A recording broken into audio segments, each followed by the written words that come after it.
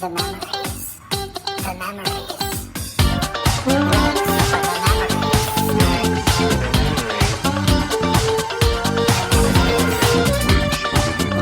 for the memories. Hello, listeners, and thank you very much for tuning into the very first episode of your new favorite podcast, Ranks for the Memories. Ranks for the Memories will be a delight where you get to tune in with us as we rank our favorite memories. We'll rank different things, usually from our childhood. We'll try to be as nostalgic as possible. My name is Eric, and with me is my buddy Dan. Hello, Dan. Hello, Dan here. That's me. A little bit about ourselves before we get started, just since it's the first episode.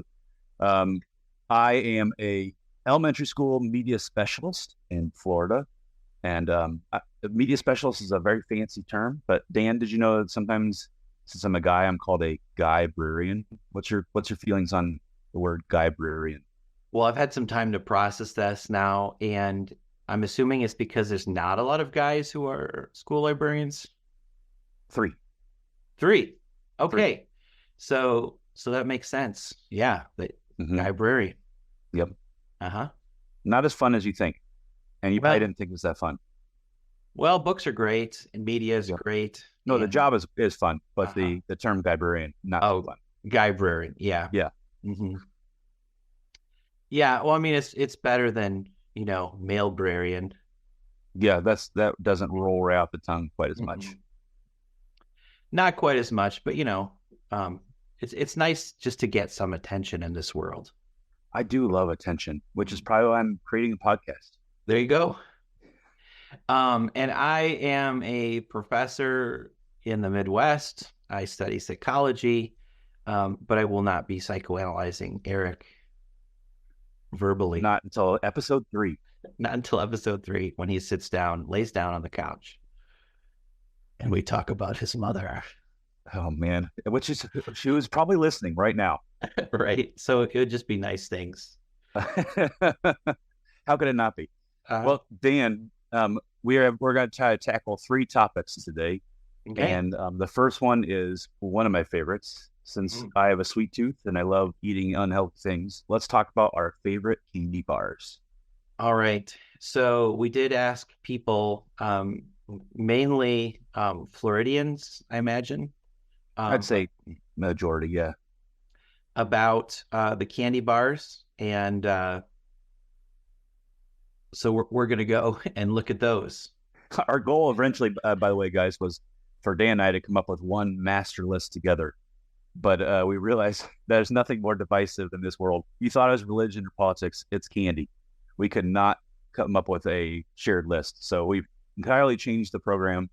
And now we're going to each share our own lists, in which I will ridicule all of Dan's dumb choices. Which is a good way to, maintain the friendship. Yeah. First and last episode. Reese's peanut butter cups coming in at number 6. I'm going from 6 down to 1. 6 being the least, 1 being the best. And the thing with Reese's is I have done a mindful eating exercise using Reese's and raisins. When I'm not being mindful, I hate raisins and I love Reese's. But when I actually focused on the flavors, I actually thought the raisin was pretty good. And the Reese's kind of tasted gross. Ooh. So don't mindfully eat your Reese's peanut butter cup. Just shove it in the trough like a good American citizen and, wolf it down like your yellow lab. And that's how to do it. Number 5 is Take 5. Great candy bar. Oh, yeah. Underrated, I think. It's the Dr. Pepper, I think, of candy bars in some way. Dr. Pepper just overtook Pepsi as the number 2 soda in the U.S., but it took them 20 years to do it. I think Take 5 has that sleeper capability because it's... Well, I see a similarity too. Dr. Pepper has, 23 unique flavors, something like that? And Take 5 has 5 unique contents to their candy bar. Right, and it's really geared towards our Americans, not to rip on my own culture, but 5 is about as high as most of us can count now, and so I think that's pretty good. I have 2 hands. Thank you very much. Oh, lucky. I would really enjoy a Take 10. Take 10. That would be good. But 23, I mean, they're putting a lot of faith in us. Like, you can hold 23 things in your mind. Everyone gives up after 4. Absolutely. Number 4 is Kit Kat. I think this is a wonderful, simple, and perfectly proportioned candy bar. I don't know if you've been following the advertisement very much lately, but I feel like Kit Kat has been launching a major advertising onslaught lately. I've seen a lot of Kit Kat advertising lately. They're also shooting for number 1, I think. They may be there. I wouldn't be surprised if we looked at some international numbers if they're up there. You buy Kit Kat anywhere you go in the world. Well, Dan, speaking of international, I need to show this to you someday, but Kit Kat is very popular international, and in Asia, I saw they've got like 30 different Kit Kats with very unique and to us very strange flavors, but very popular in overseas. Interesting. I will have to check that out. And cats are also always popular, so it's smart that they got that in the name. Twix, number 3, coming in at number 3. If you notice, a lot of my candies have multiple candies in one package. I think that's because I like imagining I'm eating more of them. Twix, I don't think would be as popular if it was just one stick. They just have to call it Ix. Sorry, that was a lame joke. I liked it though. But would it have to be twice as thick though, or maybe they just call it Stick? Stick. Mom, I want a candy bar. What kind? Stick. Oh, what if we buy 2 of them? Oh, you mean Twix? Now, how do you feel about the different variations of Twix? All of them are good. Mm-hmm. I haven't had some of the more obscure ones, but the peanut butter, solid, But I think the original Twix still takes the cake. Can't be beat. No, it's like Oreos. I mean, it's really hard to beat the original flavor. Number 2, Snickers, because you could actually replace a meal with it. Oh, it is thick, isn't it? It's thick, CC. AF. So yeah, it's really, really good, wonderful combination of things. I feel like the perfect candy bar does have to have nuts and nougat. So I would have put it number 1 if it weren't for the absolute perfection. Oh man! And it's not a bar; it's a ball. But we didn't. What? You don't have candy balls. It's the Ferrero Rocher. Oh, candy ball. No, no, Dan, no. And I know you've got feelings about this one, Eric. But why do you like those? The texture and the flavor and the wrapping. It's literally gold. I will give you that. It's presented as the fanciest of all candies. It is fancy and it's light and fluffy with nuts, and I mean, but it's fake nuts though. It's not real nuts. I feel like God made this and then like just put it down somewhere and some human took credit for it. No, I'm going to say that was the apple that we were told never consume this. Oh, and then horrible people tasted it and lied to us and said it was good. I can't believe you like this. This is outrageous. Well, it also has a hazelnut flavor to it. So is that what it is? I don't like hazelnut. So I guess maybe I could see why I'm wrong on this. Right. I mean, maybe if they made like a peanut butter flavored one, that would probably peanut butter and bacon Ferrero Rocher. I would probably be really into. Yeah, or wrapped in gold. Or if they threw some potato chips in there. I do love potato chips. Mm-hmm. Now, Dan, I hate to say this, but as an educator, at Christmas and teacher appreciation and end of the year and my birthday, so about 4 times a year, I'm given an ungodly amount of Ferrero Rocher as gifts from students. Yeah. And do you know what I do with all the Ferrero Rochers that I get as gifts? The same thing my teenage son does with all of my pearls of wisdom. Yes, that's exactly right. I roll Oh. my eyes and I throw them in the garbage can. Okay. I've sounds filled about right. landfills with Ferrero Rochers. Oh, those landfills are worth more than your house now. They're a lot more golden than my house, that's for sure. Tons of gold. I mean, you could be making a giant sculpture in your house with all of this I hope stuff. hazelnut decomposes easily. When it decomposes, it forms a lotus flower, which brings world peace and Well, then, enlightenment. Yeah. world peace is right around the corner then, for sure. Yeah, happening in Florida. Obviously. Obviously. Where we Obviously. found it and immediately burned it. Huh. You know, I mean, It is apt, isn't it? you're allowed to like what you like. Yes. I guess, or I'm sorry dislike I'm what crap you on like. your number one. No, I mean, even if you crap on it, it's still gonna be the best candy there is. I shouldn't have set this dangerous precedent because now I'm afraid of what you'll do to my number one, Oh, yeah, which you're- we'll you're get to ready. soon. Yeah. I can't wait to present that to you. All Here right, are my let's hear sticks. yours. My sixth best candy bar of all time is Hershey's Cookies and Cream.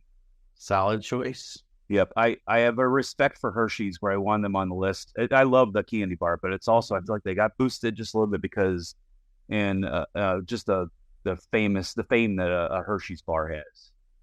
Right. Which leads me to number five. Number five, I have Hershey's with almonds, another awesome candy bar.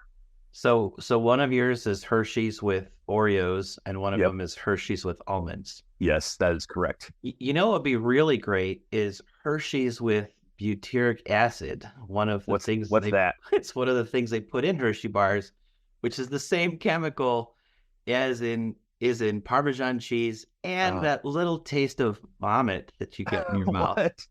Butyric acid.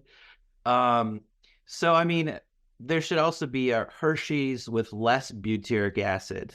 Oh man. And this is something when I've traveled abroad, people will comment on how horrible American chocolate is. Now we like it because we've been used to it. But if you give this to someone in England or Ireland, they're like, "What on earth is this chocolate? What is wrong with it?" Because Wow. they are getting a little bit of that smell. Does it also like preserve it or something? Why do we use it? Well, I think there is something enjoyable About vomit? Well, I mean, Parmesan cheese has a smell, right? Yes. And Yes. without the smell, you don't get that experience. And like the Brits should talk, like they like these stinky cheeses. That's true. And so I think there is something about it which just kind of blends well with chocolate. And obviously it works, or else they wouldn't be doing it. Interesting. I did not know that. Yeah. Now you Here's know. also interesting, at least for me, is that Uh-huh. I love Hershey's Cookies and Cream and Hershey's Almonds, but I would rank a regular original Hershey bar as one of the least favorite candy bars of all time. I need something in it. It's a little too boring. Yeah. Which is why you said about the Snickers. It should have a real candy bar should probably have a peanut and a nougat in there. And I Are agree we with that? are we going to be talking about mouthfeel? I hope so. Because you're getting at mouthfeel. You know what? Which leads me into my Oh, number geez. four. We know what you like Talk in your about mouth. a good mouthfeel. A Squish. Three Musketeers bar with its creamy whipped clouds of chocolate inside. Mouthfeel. It makes you feel like you're just digging into a pile of mush. Yeah, but chocolate mush. Okay. Does your family like the Three Musketeers bar? No, it's the last one. It's literally left. That and Milky Way. They're just left on the bottom of the kids' Halloween bags. I don't mind Milky Way, but I do feel like it's the filler of those variety packs at Halloween. I think it's basically Snickers without the nuts. Yeah. When you buy like a fruit tray and like the apples are on the bottom to make it look like you have a lot more good fruit, I feel like they do that with the Milky Way. So here's a question: do you like chocolate mousse? I don't think I'm when it comes to desserts, I want the most base of foods. The fancier a dessert is, the less interested I am. So that's why I think these candy bars appeal to me, because they're just simple, just like you said, in the trough. Do you like pudding? I haven't eaten the pudding since Pudding Pops stopped being in stores. Okay, because I feel like Three Musketeers is chocolate filled with mousse or something No, like that. it's just thick enough where you can actually, if you want to find your childhood, you can eat away the outer chocolate. I've done this before and it's delightful. And you can sculpt the inside Huh. whipped Three Musketeer things. When you want to find your inner 6-year-old, please go out and get Three Musketeers and do this. I recommend it. Okay, well, Uh, I will. Number 3, I agree with you. Snickers, a Nice. classic. Hard to argue with it. Very tasty, very Yep. thick, and Mhm. delicious. Also, I can't agree with you. I can't disagree with you at all. Number 2, Reese's peanut butter cups. Mhm. Although I am disappointed to hear that they're actually terrible tasting, and I didn't know it all along. Just Sad. eat it really slow and see what happens. I don't want to, but Yeah, it's hard to eat it slow too. you can. It just bite sized enough where it's perfect. Mhm. Have you had any of the weird Reese's peanut butter cups, Stan, with the pretzels or the caramel and whatnot in there? They get me every time. Anytime there's anything new, Yeah. I'm just like, oh yeah, this has to be tried. Hmm. And surprisingly, my favorite was the potato chip one. Oh yeah. I wonder if they still sell those. I gotta find that again. That sounds good.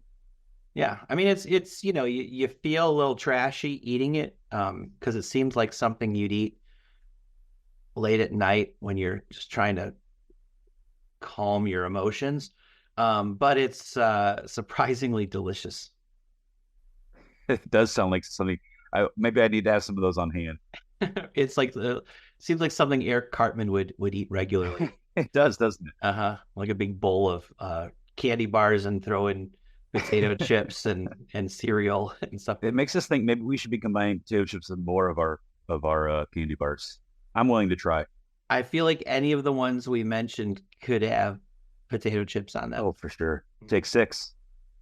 Take 6. All Ferrero right, Dan, Potato Roche. you're about ready to be embarrassed that you did not have this one on your list. You just probably forgot about it. Uh, The best candy bar in the mm. world Oh yeah. is Almond Joy. Hmm. You know, I always think to myself, what do kids love? Kids love picking stuff out of their teeth after they eat candy. It takes me to a tropical paradise where I Tropical paradise. dine on coconut. Yeah, I don't get enough opportunities to eat coconut in my daily diet. And so Almond Joy, literally Almond Joy. joy is in the name, Dan. Joy. That's true. And why would you wouldn't have to? I mean, they're definitely not marketing it because if something brings you joy, you always have to say, "I'm feeling joy." It's reminding Right. you. It's like you are feeling joy right now. Remember that? Don't you Remember, remember you're being joyful? you like this candy. So do you like that experience of orange pulp when you're drinking orange juice, the pulp? Like do you buy extra pulp?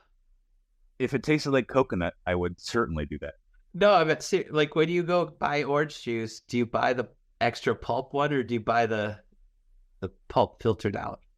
I drink. I see where you're trying to go with this, Dan. Yeah, you know what I'm doing. And you look like a fool.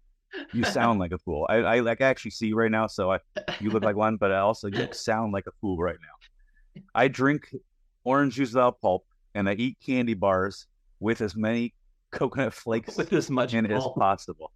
They should call it pulp. Oh my Chocolate goodness gracious! chocolate pulp with a singular almond. And now, ladies and gentlemen, you can see why Dan and I could not create a top 6 list together. So is it possible that they could put more almonds in there? I will write a letter tomorrow to ask them for more almonds. Because wouldn't that make it a little better though? They're kind of like bite sized. So you get, I think it's a pretty appropriate proportion of chocolate, almond, and coconut. Which, believe it or not, that weird is I've never had a Mounds bar in my entire life because I think the almond is important to the concoction. I think it is. I think it'd be great if they could just add a couple more almonds and then take out all the coconut. That would be a chocolate covered almond, which is pretty good, but not a candy bar. That's true. All right. Well, I'll let you have that one. Thank you. Actually, I used to hate them as a kid, but now that I'm an adult, more sophisticated like you, Eric, I do eat them. Although I've never bought one. You know what? I'm glad that you recognized my sophistication. That's the one word that people often use to describe me. Yeah. It doesn't take very long for people to realize that guy right there is sophisticated. That should be the name of the podcast, The Sophisticate. I wouldn't know how to spell it, but it'd be great. Right. We could ask ChatGPT. All right. Guys, we did actually crowdsource this. We asked people, and the results were pretty overwhelming. People were very, very interested in telling us about their favorite candy bars. So I wanted to quickly just let you know what the world thinks, at least the world that I know. And according to the world, the very best candy bar is Snickers, which we both had ranked pretty highly, and Reese's Peanut Butter Cup right after that, and Twix, and then Kit Kat. So right along with what we're thinking. Interesting though, Dan, the number 5 candy bar, according to our acquaintances and others, was the Heath bar. Delicious. You know what? I've never had a Heath bar all the way though. I love it, and it's my favorite flavor in like a ice cream, like a McFlurry or something like that. But I don't think I could eat a whole candy bar of it. Have you done that? I've probably done that more times than I would even want my wife to know, to be honest. I think they're delicious. They're the only candy bar that snaps. Like snaps your teeth? Or it's that, and they snap in half, right? Like, so you can't snap a Snickers bar in half. Interesting. Butterfinger, you can't snap in half because it crumbles. It's an instant consistency in a Butterfinger, isn't there? Right. But the Heath bar or the Score bar, which is just as good. I've never had one of those either. It's basically a Heath bar in a different wrapper. Okay, good to know. So yeah, those are they're delicious, but they're like Milk Duds. They will get stuck in your teeth, and unlike Milk Duds, they could chip your tooth. Ooh. Dan, a couple of interesting ones that I hadn't really thought of when we got from our crowdsourcing. Whatchamacallit had got a lot of votes. And I remember liking that candy bar as a kid, but now for the life of me, I can't tell you anything about a whatchamacallit other than its fun name and weird coloring in the wrapper. Right. Yeah. They're also, the Carmelo was also a famous candy bar that I think I remember eating as a kid, but haven't seen in stores in a long time. Yep. And there's one interesting one. Dan, do you know what a chunky bar is? Unfortunately, I do, but I had to look it up. And a chunky bar is chocolate with raisins cooked in. Oh, no. You know, back in the 70s, people used to put stuff in their Jell-O. Just all sorts of random stuff. They're like, you know what? Jell-O's so great, but who would want to possibly just eat Jell-O? Let's put fruit in there. Let's put hot dogs in there. Let's put raisins in there. Here's where science goes wrong. Just because it can be done, we should be asking, should it? The classic Jurassic Park question. Right. The answer is no. The answer is no. I feel like raisins deserve their own special place in this world, other than the trash. And that's still the trash. My biggest exercise I get is picking the raisins out of the trail mix when I buy the trail mix to be healthy. And it just leaves the peanuts and the chocolate. Right. Yeah. Trail mix should just basically be M&Ms with peanuts. I'm gonna do that. I'm gonna buy a package of M&Ms and then tell people I'm eating trail mix. just slap a label on it. Last one I wanted to talk about. We did get a lot of things, but Zero Bar. I've never had one, but the only two people I know that have ever eaten Zero Bars and told me about it were both males in their 60s.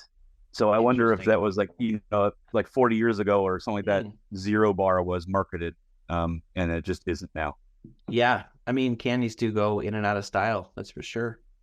Except for Almond Joy, that is eternal. That probably is eternally disgusting to Dan. Yeah, but I'll eat. Like if someone gives me one, I'll eat it. And then floss. I'll never buy one. Mm-hmm. Mm-hmm. Dan, I think we're ready for our second topic. All right. That one I thought would be a really wonderful topic because it combines our childhood and television. which was a big part of my childhood. Yeah. And I wanted to talk about the TGIF lineup. I don't know if you remember. I'm sure you do. When we were kids, every Friday we'd huddle around the TV with our family and watch TGIF. It was marketed heavily and had famous lineups of TV shows. But when we started to look at the titles, it was surprising how few there were actually. Just because even though TGIF went for 11 years, the shows were so solid, and I guess maybe families just wanted the safety of a sitcom at this time. That they didn't really vary the lineup very much over those 11 years. So I thought maybe we could go look at our top 6 favorite TGIF shows from 1989 to 2000. Yeah. So do you want me to go first? Yeah, go for it. Okay. So my 6th one, to be honest, I didn't know a lot of these shows. You weren't watching as much television with your family as I was, huh? Apparently not on Friday. You probably nights. was reading or like going to museums and things like that. Shame on you. Yeah, no. I think I was just watching TV during the day and on Thursdays because all the ones that I thought were TGIFs were things like Alf and Mr. Belvedere and stuff like that. Those are good ones, though. So Step by Step, number 6, because I don't know what that is. So I just had to fill the list. Sabrina the Teenage Witch, also never saw it. So if I had to put a show in that I've actually seen, I would definitely put Dinosaurs because it's such a good show. Dan, I need to stop you right now. Oh, I'm not allowed to amend my list. No, you are not, and Okay. you're not allowed to say that you like dinosaurs. Okay, fair enough. We'll get back to that in a second. Number 4 is Family Matters. Big fan of Steve Urkel, and that was probably the whole comedic presence of the show was basically Steve. I don't remember any other jokes being funny. I'd have to rewatch it. I'm sure there were. Just the 10 of Us in at number 3. I thought that was a pretty funny show. Number 2, Full House. Full disclosure, I didn't like the show, but it was inoffensive to watch for me as a little kid, so I could watch it, and it was just sort of like on. And then the real joy was turning it on and then watching my father cringe because he could not stand it.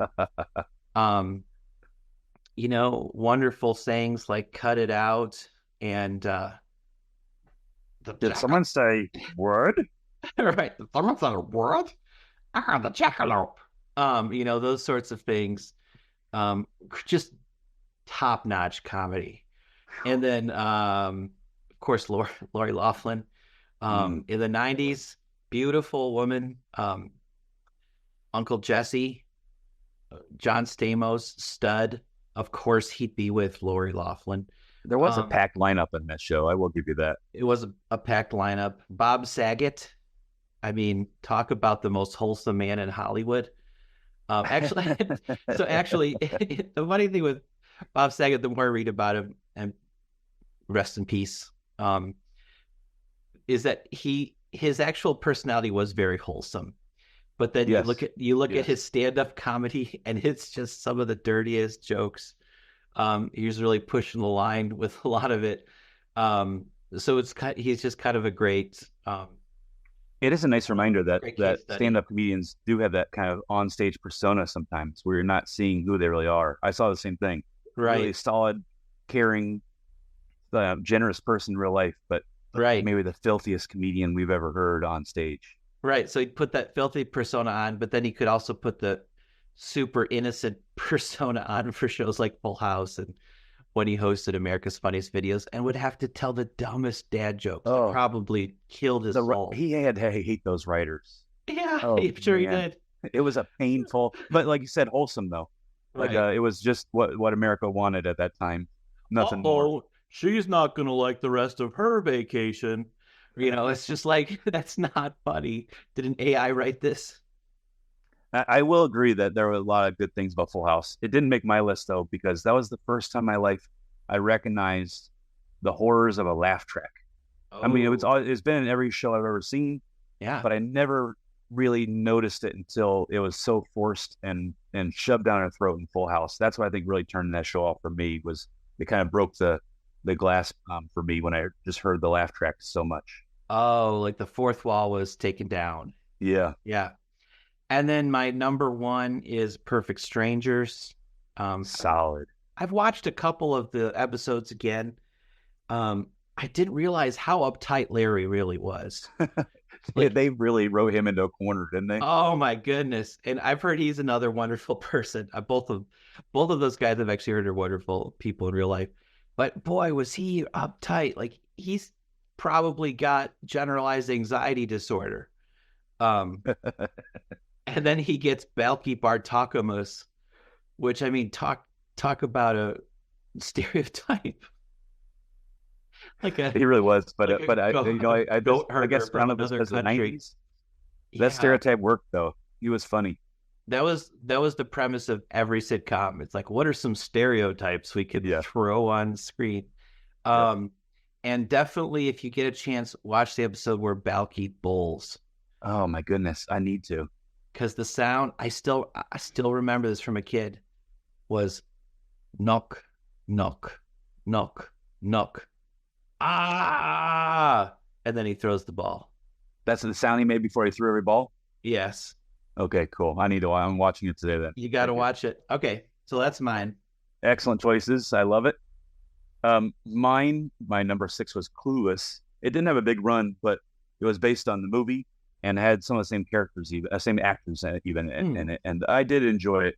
The movie was great at the time. I don't know if I would like it now or not, but the TV show was, just a spin-off on that and liked it a lot. For me, number 5 was Sabrina the Teenage Witch. You had that on there, but you didn't remember it all. But I actually did really enjoy the show. I thought it was very fun. And it was a all-women cast, which I thought was pretty unique for the time. All women and one cast. Oh. Sorry about that. So that was a good one. Nice. 4, you didn't have this guy on here, Boy Meets World. I enjoyed that a lot. You had the school setting.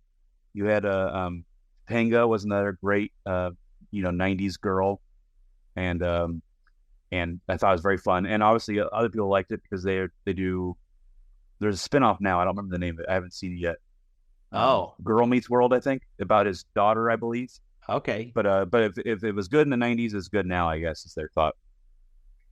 Number 3, I also have on my number 3, Just 10 of Us. I thought it was a great show, especially considering there's so much cast to it. Right. It's hard to have all those people get screen time, but it was good. My number 2 is Step by Step.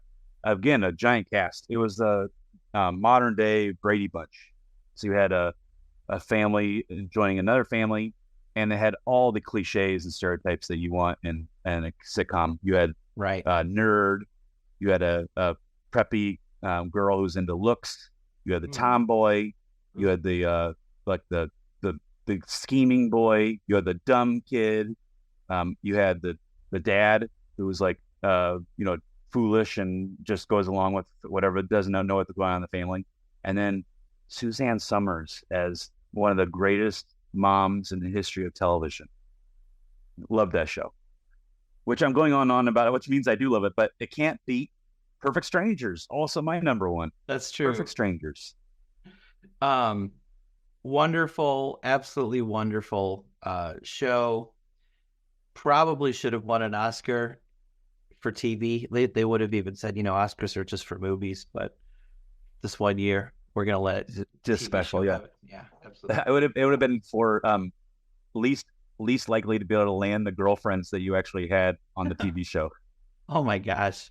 Do you remember them? They were especially Larry.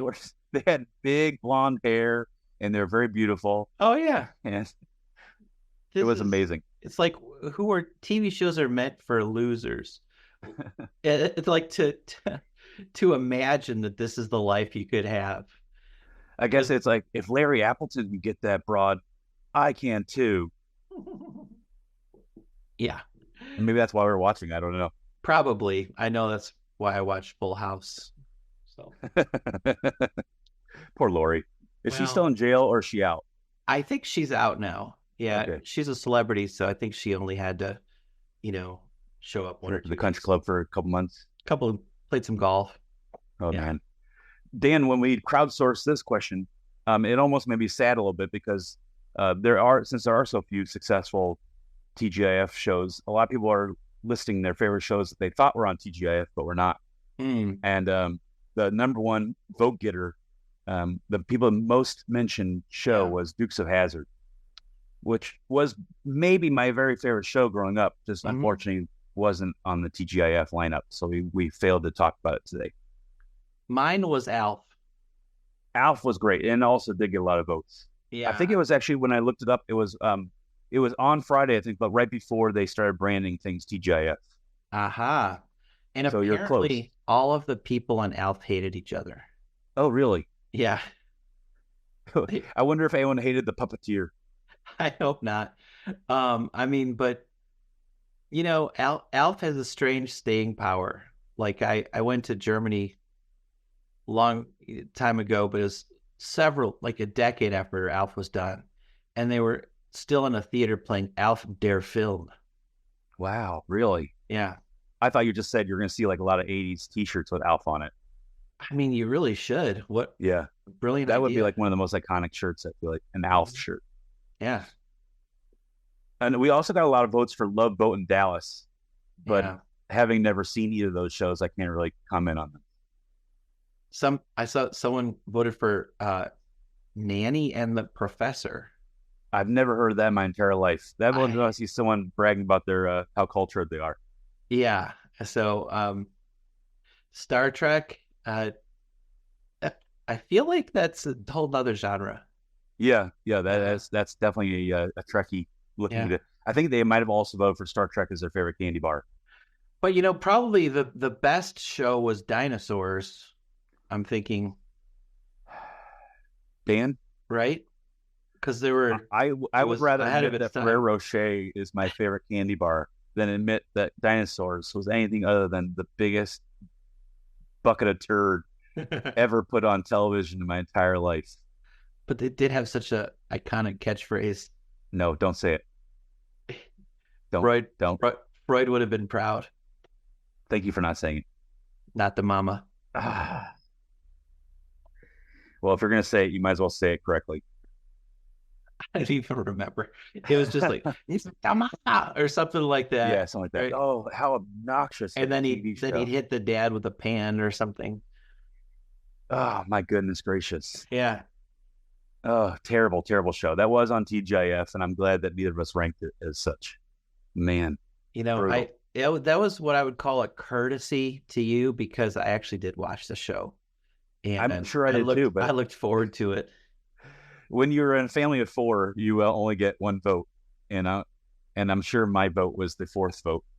So I'm sure no matter how much I could have got up and left the room, but I didn't. But that would have meant not watching TV. Ugh, reading a book. Right. Oh wait, I like reading books. That's right.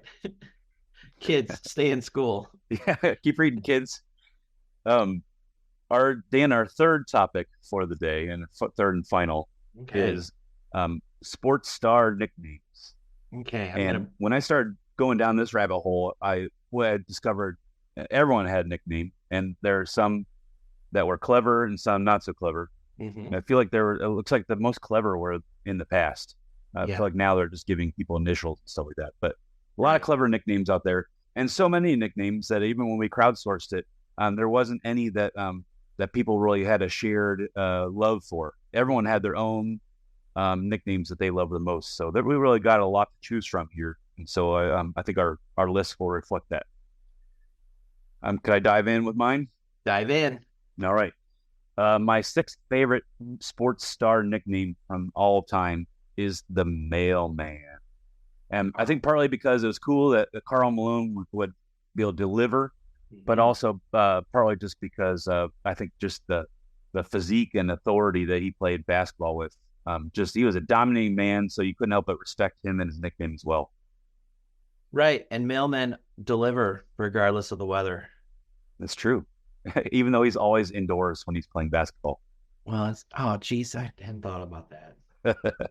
But I'm pretty sure you guys can assault me in the comments section, or whatever. But I think Karl Malone was afraid of flying. I believe he had to drive his own Karl Malone bus each and every single game. So, but he was a dominating force, and maybe one of the very few people that stopped Michael Jordan from time to time that I didn't detest. Right. Yeah. He seemed very likable. Now that I know that it was just ground package rather than airmail, I feel like Jordan his nickname could have been airmail. That would be pretty good. But he had a couple other ones. My fifth favorite, Dan, is probably because it's an alliteration, but partly because this guy was a very powerful player for the short time he dominated. The Nigerian Nightmare. That was Christian Okoye. Played mostly for the Chiefs in the NFL. Yeah. And I loved the Nigerian Nightmare. I liked him as a player, and I just thought it was pretty awesome with a very awesome nickname. And yes, he really was from Nigeria. And that's great. And I wonder what their nightmares are like over there. Unthinkable. But if it's anything like Christian Okoye, that'd be scary. That'd be scary. I imagine when you see him running towards you, it would be a nightmare. Oof. He was big. He was one of those. I believe he played fullback back when fullback was popular, and he was just one of those huge tanks of a guy that just ran through the hole and just ran over people. That's amazing.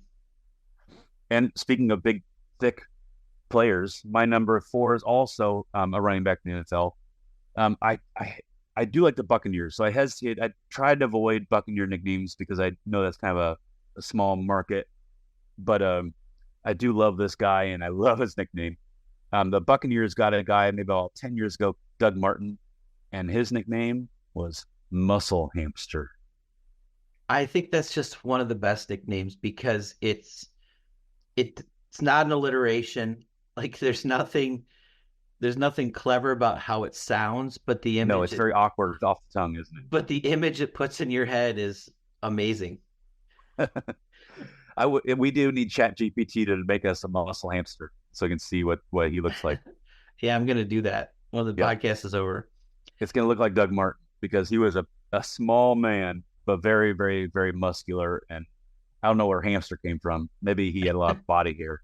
I didn't ask him, but maybe muscle hamster. Maybe he made a nest in the locker room. That's probably what it was. Yeah. All those jerseys.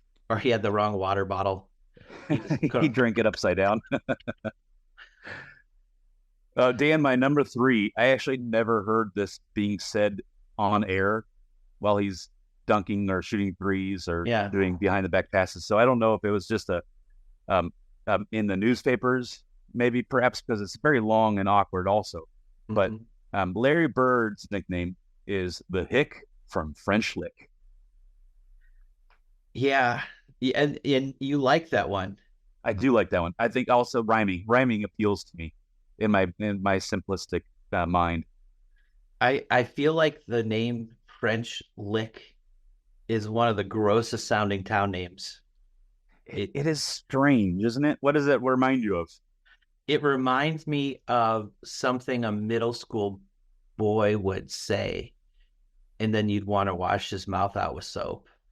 Like the first time he's trying to curse, he's like, "You're a French Lick," or like it's a euphemism for something really bad, like licking someone's hairy armpit or something like that. It does sound like, "I'll give you $10 if you can give me a French Lick," and then just have a wet armpit. Yeah, but I'm not a huge fan of that one. Just aside from the weirdness of it, it's just a really long thing to say. Right, like you wouldn't use that on TV, like, Magic Johnson on the court guarded by the Hick from French Lick. Yeah, it does seem derogatory too, because as much I probably was drawn to the word Hick, right, having grown up in the Midwest. Sure, but it's definitely a derogatory name, and I don't think people want to. It must have been made by someone who didn't like Boston. Yeah, that's true. My number 2 is. Almost my number 1, just because I don't necessarily love the name. The name itself is a little amusing, but I think the respect I want to give this guy because of what he achieved. Rod Smart was one of the athletes who made a name for himself when the XFL first started, and then he actually, maybe partly because of his nickname and his persona, and partly because of his skills, he was maybe the only person, perhaps I could be wrong on that was invited to the NFL. Once the XFL failed that one for that first year. Rod Smart's nickname, and he even had it on the back of his jersey instead of Smart. His nickname is He Hate Me. Ah, Yep. nice. Which I should hate because I do like correcting people's grammar. Right. And this is He hates obnoxiously me. wrong. Yeah, But it's more powerful with the grammar yes, it has. that's true. He hate Uh-huh. me does have some power to it. Who do Yeah. you think he is in this case? Probably the Like an Lord. eighth grade science teacher, or The Lord. Was it capitalized? No, I'm it is, just but it's kidding. also the first part of the sentence, so Yeah. it's hard to say. I think it's the generic they, right? Yes, Like he meaning they, obviously. anyone who's my opponent. Okay, got it. He Uh-huh. hate me. He hate me. Very unique, and he had Yeah. on a jersey, which is pretty cool. Clever. And it has to be smart because his last name is Smart. Oh, obviously, I bet he was Uh-huh. a genius. Uh-huh. And no brain injuries at all.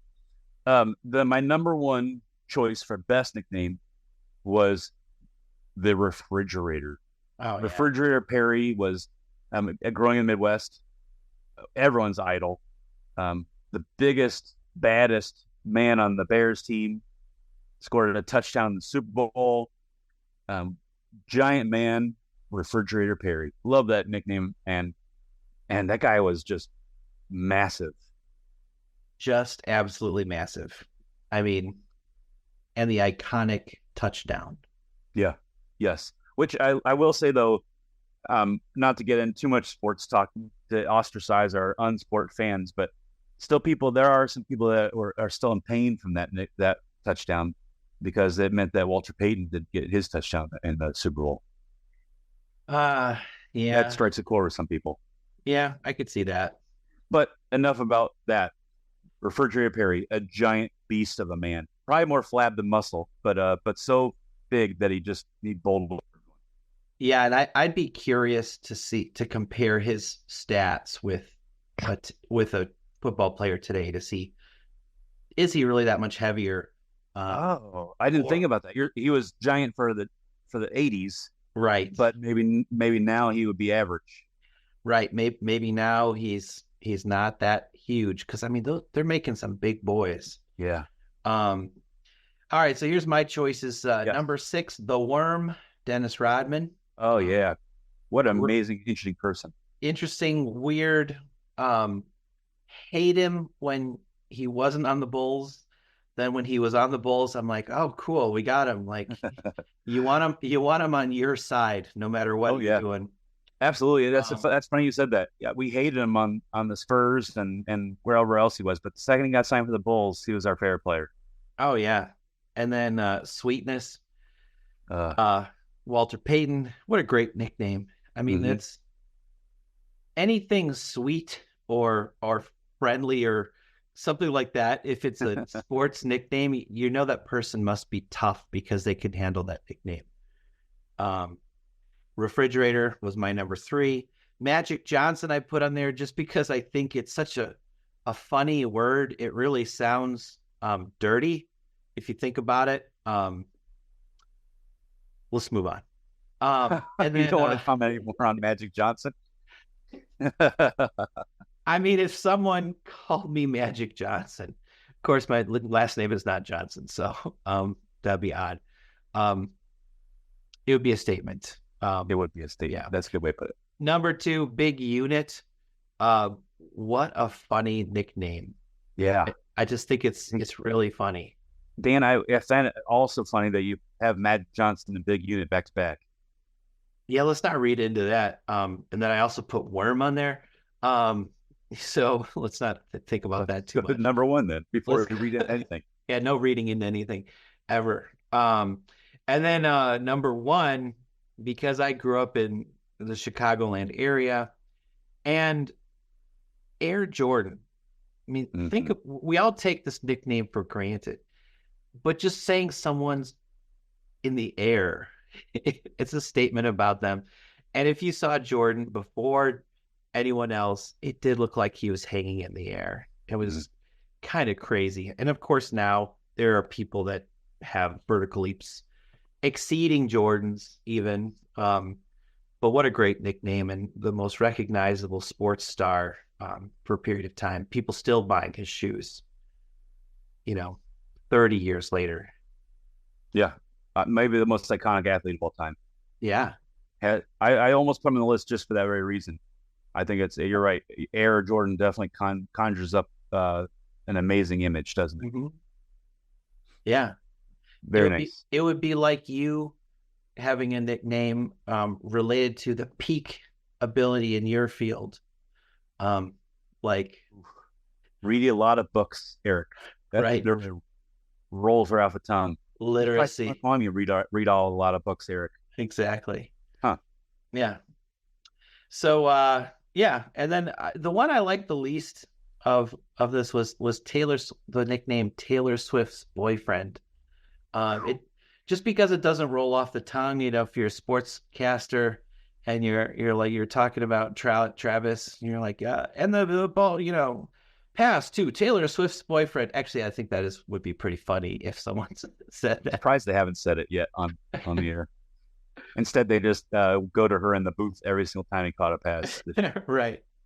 That's true. You have to be pretty strong in your sense of self, though, to go from the most famous tight end to someone's boyfriend, like in overnight. Yes, absolutely. As much criticism as they got and TV got, though, I saw in my own household with my daughter that and I think in millions of other houses across the world, it really did open up football to literally a million people who weren't watching already, though. Yes, absolutely. So I thought that part was pretty nice, but I can't imagine going from a famous football player to someone's boyfriend just like that. Right. 100%. Yep. Dan, any other nicknames that you liked a lot that were suggested to us?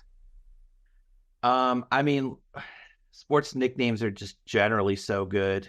But no, I think we kind of nailed it.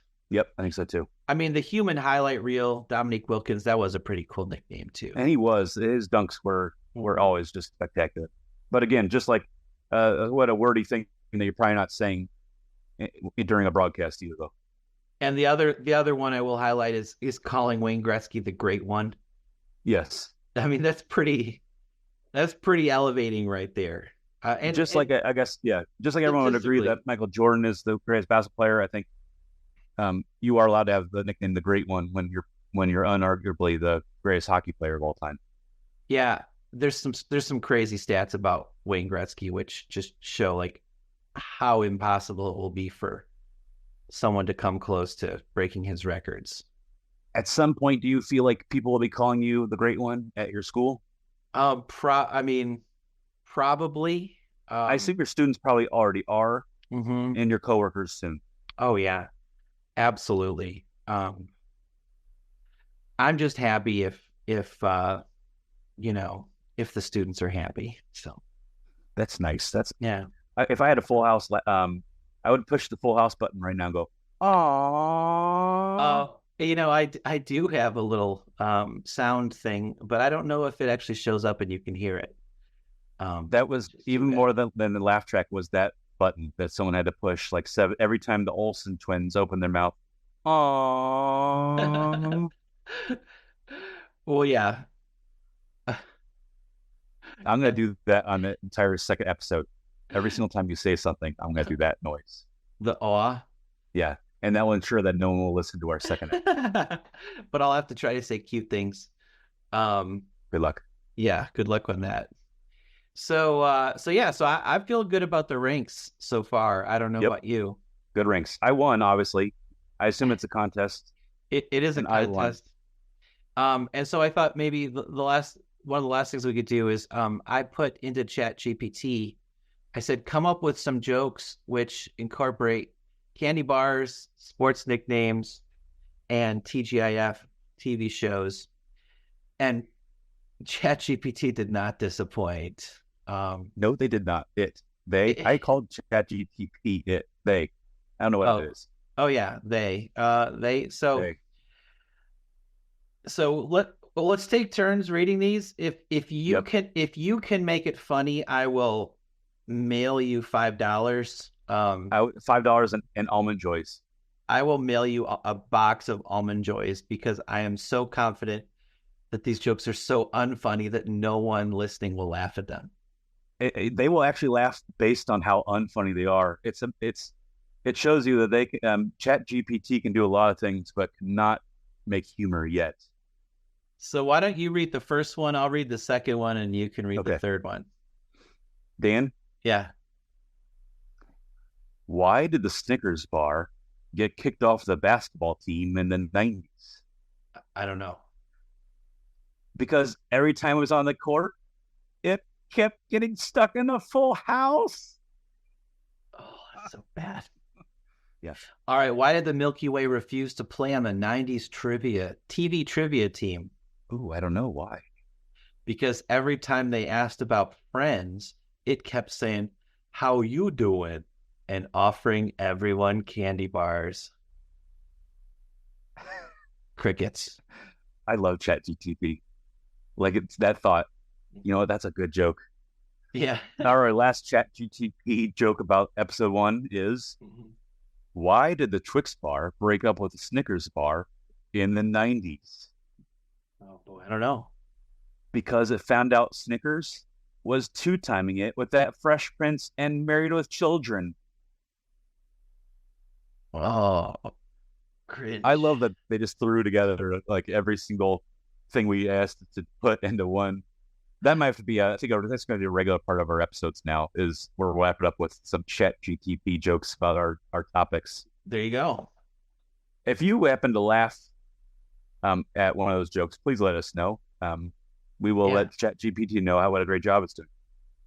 Yeah. And if you laughed at one of Eric's jokes, please let us know so I can mail him a box of Almond Joys. Yep. What if, I don't think you'll believe if anyone laughed at anything I said today, but perhaps. Our topics for next episode, which we hope you will, if you enjoyed this episode, we hope you tune in the next one. If you didn't enjoy this episode, know that we'll get better exponentially. Mm-hmm. Here are our topics for the next episode. We're gonna hit one-hit wonders. Ooh. We're gonna bash on the most hated athletes of all time. Nice. And we'll savor the best specialty pizzas out there in the world. I like it. So now what? You can't say individual toppings; they have to be a combo. I would, in my head anyway. It's a pre-made a packaged deal. Okay, can't wait. Yes, absolutely. Looking forward to it. And Dan, I sure had a fun time with you today. Thank you so much. Yes, we'll see you soon. Bye, guys. Bye. The memory.